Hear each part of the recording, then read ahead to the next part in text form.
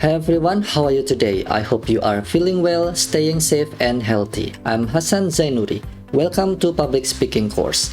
In this chapter, you are going to learn about language. In this section of this chapter, I will talk about standards for language in public speaking. First, let me tell you the learning objective of this lesson.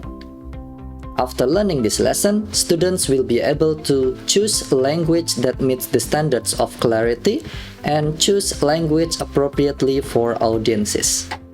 Now, let's move on to the overview of this lesson. This is the outline of the topics in this video. Standards for language in public speaking.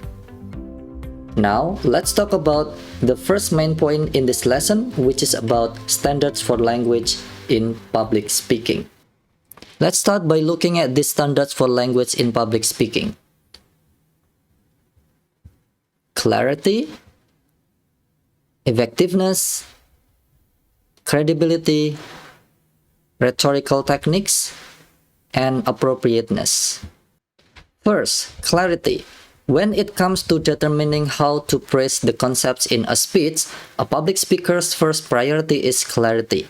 If you don't use language that is clear, particular, precise, detailed, and sensory, you won't be able to be expressive or persuasive because you won't be understood. This picture presented is called Ladder of Abstraction. It was created to demonstrate how language could be more detailed. The abstraction ladder demonstrates how human language can range from abstract to very exact and explicit. Second, effectiveness. Language is effective when it conveys the correct message to the intended audience. As a result, rather than being a method of exclusion, language should be a tool of inclusion and identification.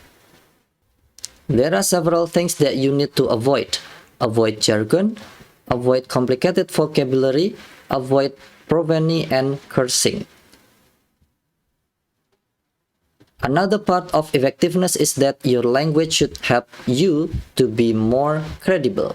Speakers who use clear, vivid, polite, engaging, and honest language build audience trust.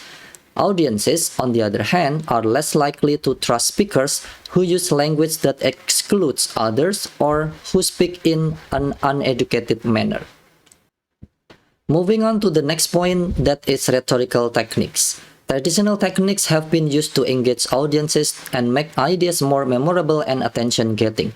Rhetorical techniques are the term for this. Although the term rhetorical is usually linked with persuasive speeches, similar techniques can be used in a variety of situations. There are many strategies such as assonance, alliteration, antithesis, parallelism, anaphora, hyperbole, irony, and so on. The last point is appropriateness. Appropriateness refers to a number of different aspects of how people and groups should be treated and referred to, based on their inclusiveness and context. Speakers frequently encounter three issues while speaking, like he as a generic term, using man to refer to all human, and gender typing jobs. These usual issues, however, must be avoided. In brief, the language used in a speech should be appropriate for the speaker, his or her history and personality, the context, the audience, and the issue.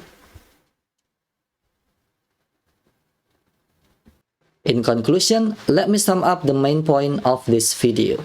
5 standards for language in public speaking have been explained in detail. I think that's all for this lesson. See you on the next video.